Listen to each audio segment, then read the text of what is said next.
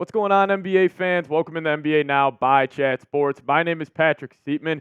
Coming up on today's show, we're going to be going over all of the signings from day 2 of NBA free agency, as it started off pretty slow, but it ended up, picking up. So we'll be going over every single move that was made, and we can start it off with the move that happened in the middle of the night. The biggest move on this list being Paul George signing that 4-year, $212 million deal to go to the Philadelphia 76ers, but they also brought back Kelly Oubre on a 2-year, $16.3 million deal, and then they extended Tyrese Maxey for a 5-year, $204 million extension. Then also Derrick Jones found himself in Los Angeles with the Clippers on a 3-year, $30 million deal. But let's focus in here on the biggest move, and that being PG-13 heading to Philadelphia. And, I think this no doubt, puts the Philadelphia 76ers as a top 3 team in the Eastern Conference. They're going to be fighting, with the New York Knicks, with the Boston Celtics for that, bid in the NBA Finals this upcoming season. But I absolutely love the fit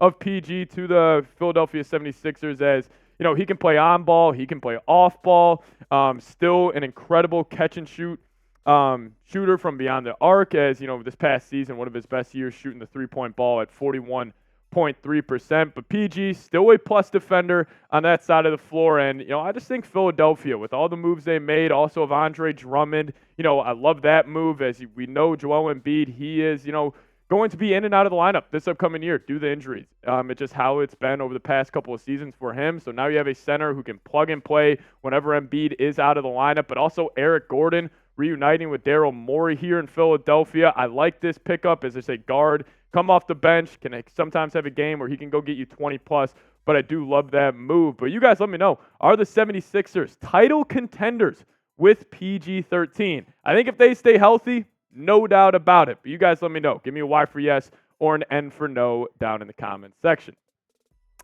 Now the Oklahoma City Thunder got active on day 2 as they brought back 2 of their important role players in Aaron Wiggins signing a 5-year, $47 million deal, and then Isaiah Joe getting a 4-year, $48 million deal. And then the Chicago Bulls got a pretty good center in Jalen Smith, has some stretch 5 ability, good at protecting the rim, so I like that move for Chicago. But the massive move for the Thunder, Isaiah Hartenstein getting a 3-year, $87 million deal, and people are going to call this an overpay, and I understand where they're coming from, but with how the Thunder are shaking up right now, you still got SGA, Jalen Williams, and Chet Holmgren on very team-friendly deals, so you can overpay for a player who is going to be a perfect fit in this lineup. Why did the Oklahoma City Thunder lose to the Dallas Mavericks? They got absolutely killed on the glass. Well, who was one of the best rebounders in the postseason last season? Well, it was Isaiah Hartenstein. I absolutely love this pick with the Thunder. And if I had to go, an early NBA Finals preview, this is going to be such a chalk answer, but it's really looking like it could set up to be Thunder versus Celtics in the NBA Finals. So, maybe it is a little bit of an overpay for OKC, but I absolutely love this move. Perfect fit, exactly what they needed. And plus, also on top of them getting Alex Caruso for Josh Giddey, just give it up for Sam Presti and the crew over there in Oklahoma City. But we kick it to Tobias Harris as another obvious move of the free agency period. He got paid by the Detroit Pistons, a 2-year, $52 million deal. Then Drew Eubanks went to the Utah Jazz for a 2-year, $10 million deal. Luka Garza going back to the Minnesota Timberwolves. Full details TBA, but it is a 2-year deal. And then DeLon Wright, first move by the Milwaukee Bucks, did sign a 1-year, $3.3 million deal. And then we kick it to some big-time names here. Derrick White got extended by the Boston Celtics. This was, anticipated as he signed for 4 years, $125.9 million deal. And then, speaking about Derrick White here first, I thought this was a great move by Boston. You had to pay him, one of the best role players in the NBA, and I hate even calling him a role player because, it's a little disrespectful to him. But, he's a great glue guy. Gets it done on both sides of the floor. Great off-ball, great on-ball, great catch-and-shoot three-point shooter. I just don't understand how the Boston Celtics continue to sign all these guys. The cap space has to come into play here eventually. But also news around the Boston Celtics coming in from Woj. Him saying the Boston Celtics majority ownership group, led by Wyc Grousbeck, is planning to make the franchise available for sale. Sources tell ESPN. The investment group purchased the team in 2002. Massive development for one of sports' most valuable properties. So there's more news on the Celtics side of things. But also another big-time news that broke today, Klay Thompson heading to the Dallas Mavericks. It looked like it was a two-team race for Klay between the Mavericks and the Los Angeles Lakers, and he decides to go to Dallas, where actually we got reports that that the Lakers were willing to offer Klay a 4-year deal with $20+ million per year. But Klay, he decided to go team up with Luka Doncic and Kyrie Irving down there in Dallas. And, I understand Klay Thompson is not the same guy he used to be. I totally understand that, and I agree with that. But I still think he has a ton of value, especially on a team like the Mavericks, where a guy like Luka is just going to hand feed him wide open shots. And instead of a guy like Tim Hardaway in that position, now you're going to have one of the best shooters in NBA history. And how does the trade, shake out right now, as it is a sign and trade for Klay?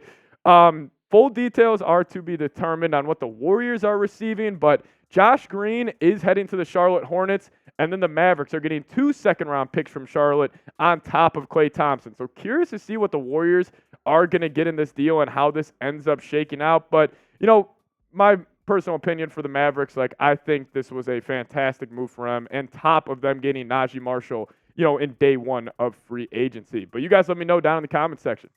Will the Mavericks repeat in the West? Type R for repeat, or give me an O for another team coming out of the Western Conference. You guys let me know your thoughts down below.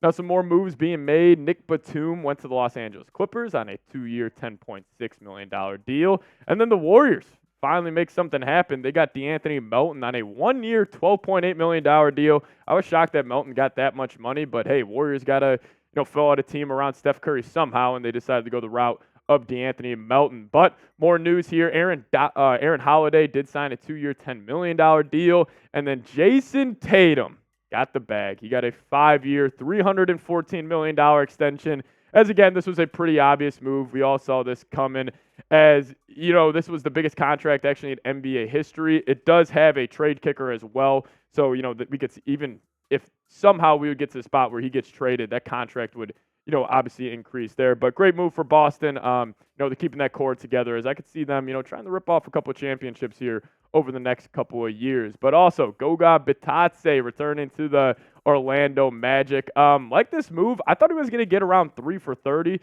a little shocking there, seeing him get 3 for 25. But good move for the Magic. They got KCP as well yesterday, so they're really trying to put a complete team around Banchero, around Franz Wagner. Overall, like the move there. And then Colin Gillespie, former Villanova Wildcat, one of the best players in college basketball history, did sign a 2-way deal with the Phoenix Suns. But also, just coming in right now, Garrett Temple is re-signing with the Toronto Raptors on a 1-year deal. So good for Garrett and the Toronto Raptors getting that done, as it's looking like the Raptors with the moves they made, signing Emmanuel Quickley, signing Scotty Barnes, they are going to be living in the play-in tournament over the next couple of seasons. And, I think they're going to be stuck in that purgatory zone. But, hey, it looks like the Raptors are leaning that direction. But, guys, make sure you are subscribed here to Chat Sports.